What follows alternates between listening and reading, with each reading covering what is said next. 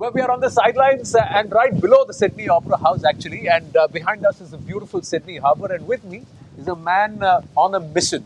Because in 48 hours, faster than a T20 run rate, he's set up the targets up. So he started with about doubling the targets of trade with 27 to 50 billion. You already made it 100 billion. And the industry is now saying, Mr. Piyush Goyal, थोड़ा break लगाइए.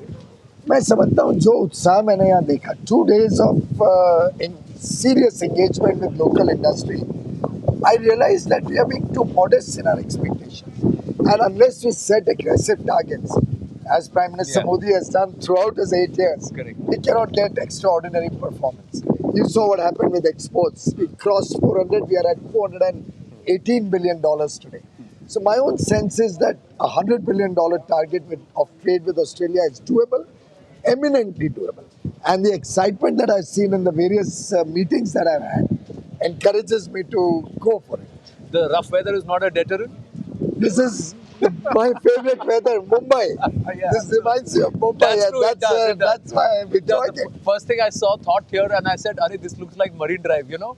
But sans the ships, actually. No, so Gateway of India. Gateway of India, With yes. the ships. With the ships. Absolutely. And the iconic structure. Absolutely, very well said. But let me ask you, is this also recognition of India as a power?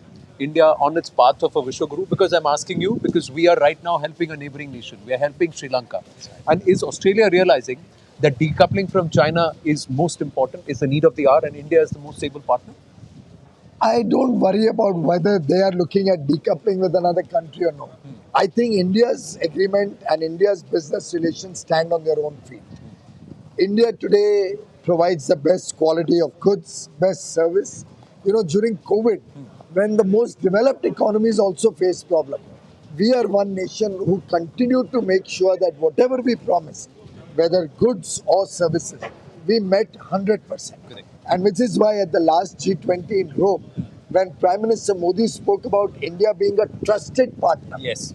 the whole world applauded. Yes. And every leader who spoke after him recognized that India was one country which came to their help with medicines, with vaccines, whatever anybody asked. Prime Minister Modi Said we'll guaranteed we'll help. And that's the Indian humanity at its best. What is Vasudhaiva Kutumbakam, what we are taught from childhood? Correct. The world is our family. And truly, whether it's Sri Lanka who has any problem, whether it's Nepal who's had problems in the past, anywhere in the world. Today the world is facing food grain shortage, Correct. particularly after the conflict. India has offered its help to any country in the world to ensure that nobody is deprived of adequate food grains.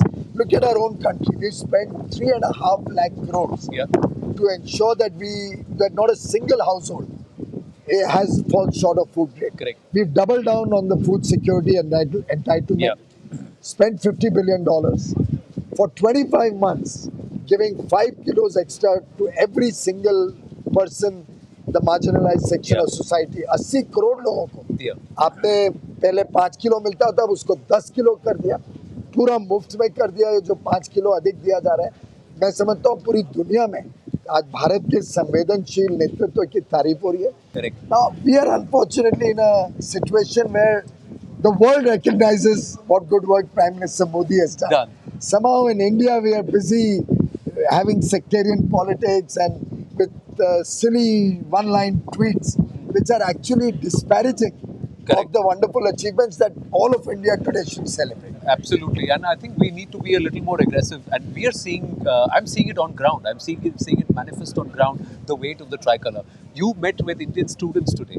Were you encouraged? Were you inspired? It's remarkable the soft power that we have. Yeah, they put you in a tough spot with some with questions also. But that's good. That is the strength of Indian students. You and I were students. Yes, absolutely. And I think it was wonderful to interact with them. They are very excited about the opportunities for them to work in Australia, for them to go back home and serve the motherland.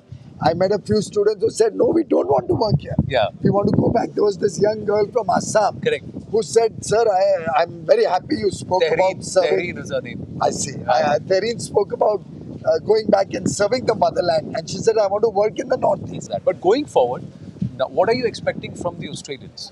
Because we are going to offer a lot to Australia. What are we expecting from the Australians, and what's the response been from them? We are bringing perhaps one of the largest delegations. I'll give you, this is one of the largest that ever came to Australia so soon after the ECTA and set up in 36 hours. Yes. And look at the response. We had some of the most important sectors represented here. But I'll give you some data points. Look at textiles, apparel, ready-made garment, home furnishing. Australia imports about $30 billion. Wow. It's about 2 lakh crores. What is India's contribution? About 3-4%. No. Now look at the potential growth here. Suppose we send a lakh of crores worth of textile and homemade apparel and goods here. Look at the job potential back home. Yeah. You will be creating lakhs and lakhs of jobs only in the textile sector alone. Medicines, they buy $11 billion worth of medicines. We are known as the pharmacy of the world. We are selling only 300 million, 3%, less than 3% of their requirements of medicines. What was the detriment? Not duty. It was market access, the regulatory process. Yeah. Our Indian companies are finding it very difficult. So this agreement is not only about duties. We sat with them. I sent the drug controller of India with the pharma industry here. They engaged for a week with their regulators, and we created a pathway by which those medicines which are approved by Canada and EU, with whom they have mutual arrangements, recognition arrangements, those medicines will get a smooth sailing and a faster regulatory approval into Australia, therefore opening up a new market. Gem and jewelry. Yeah. They import from all over the world, but 5% duty? Gem and jewelry, there's no margin of 1 or 2%. Correct. 5%, and they're saying we'll capture this whole market. Sports goods, they're a sporting nation, but they get their goods from all over the world. Yeah. Why not India? Yeah. Why not Ludhiana? They had a large medical device person here who makes cochlear implants. Right? He was very excited that he has sold 27,000 cochlear implants in India over 27 years, and he was happy about it. He was sitting next to me at the last engagement, and I said, hey, why don't you come to India? Manufacture in India. You will make a much better product at a much competitive price, and then the Indian market will get the benefit of a very high quality product at a good price, but you will get an access to the whole world. Yeah. The developed world will enjoy access of your cochlear implants. The less developed world will get them at a more competitive price. So poor people in Africa, in the island nations, other parts of the world will also get access.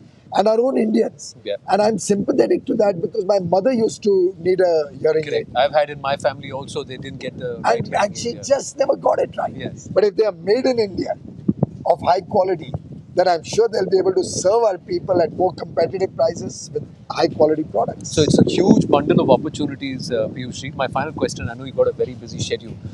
You've also met some members of the BJP. You also members of the Hindu community. You had your Sthapana Divas. Let me correct. I have not met members of the BJP. Overseas friends of the BJP. Sympathizers who ideologically believe that what we are doing there as a party, as a government, the inspirational leadership that Prime Minister Modi is giving is inspiring them. And a lot of them are entrepreneurs actually. They're all entrepreneurs. And they're looking at business back home. Yeah. They're looking at working and creating jobs back home. So what's the feedback you've got from them? Well, it was very exciting to meet all the Indian community. The temple is so beautiful. Yes, it shows the inclusive nature of the Australians, that they actually even funded the renovation of the temple. Yeah. Absolutely, you've got a busy schedule, and let's just quickly look at in this rain. This is Mumbai for me, in a way reminds me of Mumbai. True. And the beautiful harbour that they have there, the ships sailing away, and of course this. You've been here before, isn't it? I've been here 2016. I've been here in 2002. I've been here in 2016, 18. I've seen a couple of operas here, and truly a delight. And Australia gets recognized by this. It's symbolic of Australia. World remembers India for the Taj Mahal. Correct. But India has so many such offerings. The Taj Mahal is there. The Dholavira temple is there. Somnath temple. Now Kashi Vishwanath has become so beautiful. The new temple coming up in Ayodhya for Ram Lalla. And we have Ram Navami coming up on the 10th.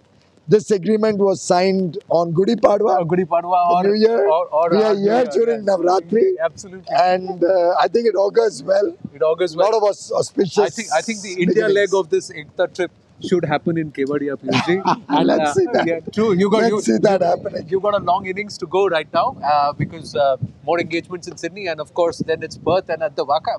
So we'll have another ball at you Look there. forward to it. Thank you. Thank you so much. Thank you.